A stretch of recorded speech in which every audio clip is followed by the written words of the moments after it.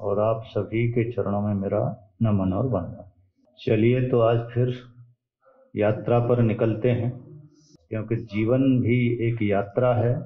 जब से इस संसार में आया है तब से ये अपनी यात्रा में लगा हुआ है, लेकिन अपने जीवन की इस यात्रा को हम भगवान की ओर मोड़ दें और चलें उसी नंद भवन की तरफ, जिधर नंद बाबा और श्री उद्धव जी में वार्तालाप हो रहा है।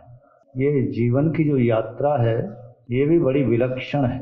जिसने इस जीवन की यात्रा को यात्रा पर चलना सीख लिया तो समझ लीजिए कि लक्ष्य फिर दूर नहीं है। जीवन की यात्रा कैसे पूरी करें, इसके बहुत सारे उदाहरण हमारे ग्रंथों में, पुराणों में, सब में भरे पड़े हैं। सारे ग्रंथ केवल एक ही बात को बताते हैं, परमात्मा है और उस परमात्मा की ओर चलने का रास्ता ये है। तो रास्ते के लिए क्या है कि श्रुति विभिन्ना स्मृतिश्च भिन्ना। श्रुतियाँ बहुत हैं, श्रुति माने वेद, वेद भी चार हैं, कोई एक तो है नहीं। श्रुति विभिन्ना स्मृतिश्च भिन्ना न एको मुनि यस्य मतः प्रमाणम। कोई एक मुनि नहीं हुआ कि उसी के मत को प्रमाण मान लिया जाए।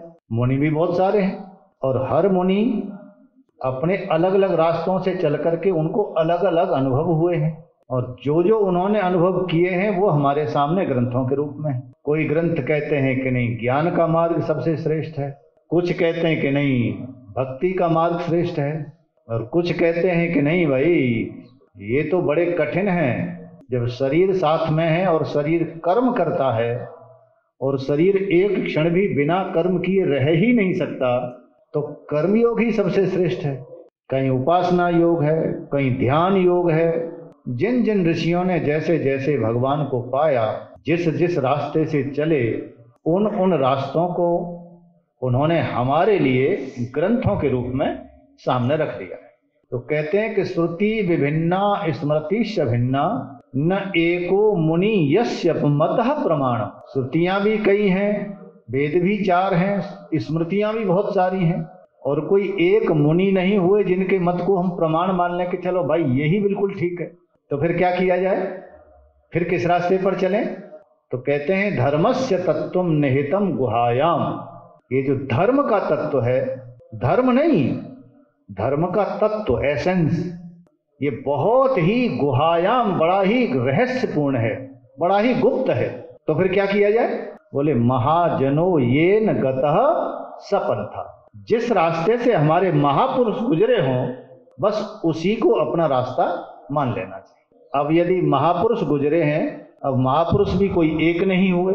समस्या तो यह रही कि महापुरुष भी यदि एक हुए होते तो चलो वो जिस रास्ते से चले उसी रास्ते को अपना मान लें। लेकिन हम जिनको महापुरुष भी कह सकते हैं और साक्षात परब्रह्म परमात्मा भी कह सकते हैं, ब्रह्म तो वो है ही।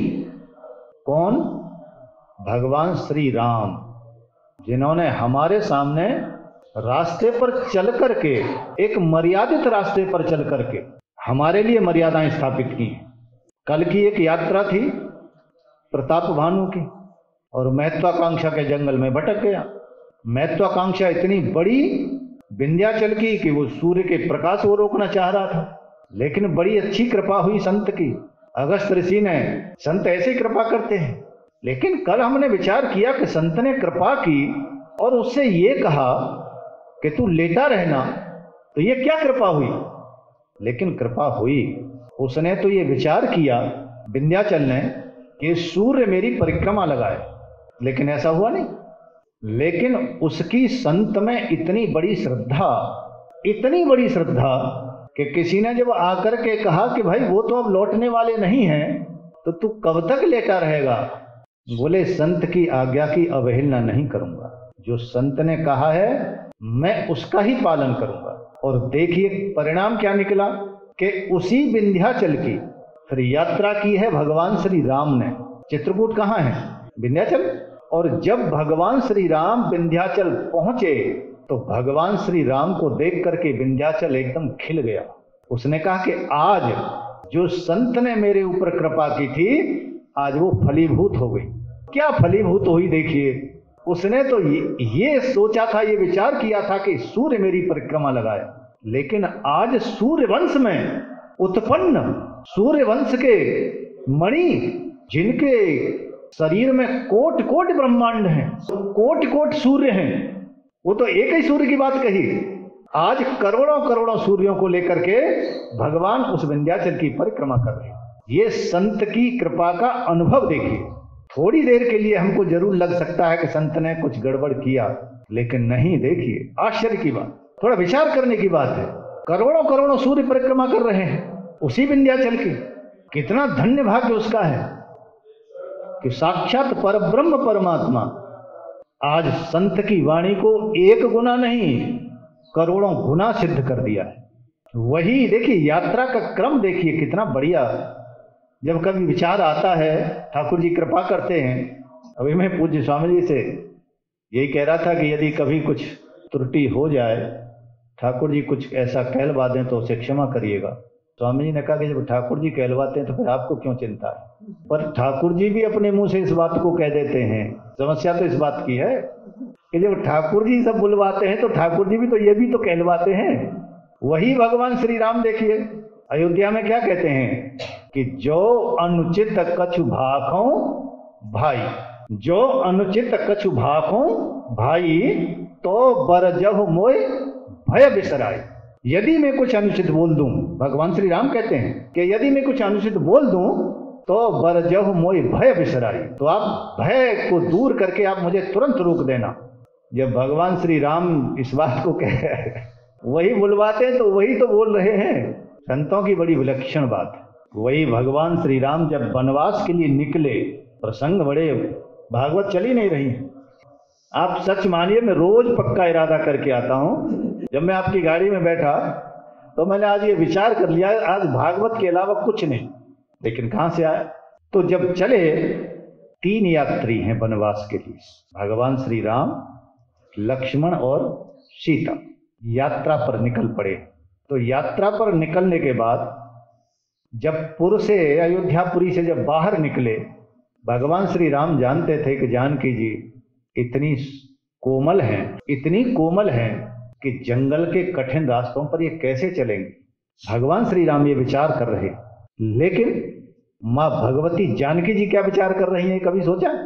उन्होंने ये सोचा कि जब पहली बार सीता जी ने भगवान श्री राम को पुष्प वाटिका में देखा था तो भगवान फूल तोड़ रहे थे, पुष्प चुन रहे थे, और पुष्प चुनते चुनते, पुष्पों को चुनते चुनते भगवान श्री राम के माथे पर पसीना आ गया था। तो जानकी जी ने यह विचार किया कि जिसको पुष्प चुनने में ही पसीना आ जाता हो, वो इस वन मार्ग के कठिन मार्ग में कैसे चलेंगे। भगवान श्री राम विचार कर रहे हैं सीता जी का, और सीता जी विचार कर रही हैं भगवान श्री राम के विषय। कवितावली में तुलसीदास बाबा लिखते हैं कि पुरते निकसी रघुवीर बधू, पढ़ा होगा आप लोगों ने, पुरते निकसी रघुवीर बधू धर धीर तये मग में पग द्वय। जब सीता जी ने अपने चरण रास्ते में रखे और चलने लगी पीछे पीछे, तो क्या हुआ, झलकी भर भाल कनी जलकी। सीता जी के माथे पर पसीना आ गया, सीता जी के माथे पर पसीना आ गया, थोड़ी दूर चली तभी। और इतना ही नहीं, पुट सूख गए मधुराधर द्वय, सीता जी के दोनों होठ सूख गए। जब पसीना आ गया, होठ सूखने लगे माँ जानकी जी के, तो पूछती हैं, बूझत हैं चलनो अब केतिक। भगवान श्री राम से पूछती हैं कि चलनो अब केतिक, अभी कितना और चलना है। पर्ण कुटी करी हो कित हुए, आप अपनी पर्ण कुटी कहाँ बनाएंगे, कितनी दूर जाकर के बनाएंगे। जब सीता जी ने ऐसे पूछा तो तीय की लख आतुरता पिय की, तीय की लख, तीय माने पत्नी प्रिया जानकी जी, तीय की लख आतुरता पिय की, पिय माने उनके प्रियतम। सीता जी के प्रियतम कौन, भगवान श्री राम। उनके नेत्रों से आंसू छलक गए। जब भगवान श्री राम ने सीता जी की ओर देखा तो उनकी जो अखियां थीं, अखियां अत्याचार चली जल चुए। जो उनके सुंदर सुंदर नेत्र थे भगवान के, उनसे नेत्रों से आंसू बहने लगे। क्रम क्या है? आगे राम, यात्रा देखिए, आगे राम, बीच में सीता जी और लक्ष्मण जी सबसे पीछे। और अंत में मैं यही कहूंगा आप सबसे कि जो स्वामी जी ने, पूज्य स्वामी जी ने जो हमको आशीर्वाद दिया है, बस वो कृपा निरंतर ऐसे ही बनी रहे, ताकि हम अपने जीवन साधना में, जीवन पथ पर आगे बढ़ते रहें। इन्हीं शब्दों के साथ स्वामी जी के चरणों में प्रणाम करते हुए आपको मेरा नमन।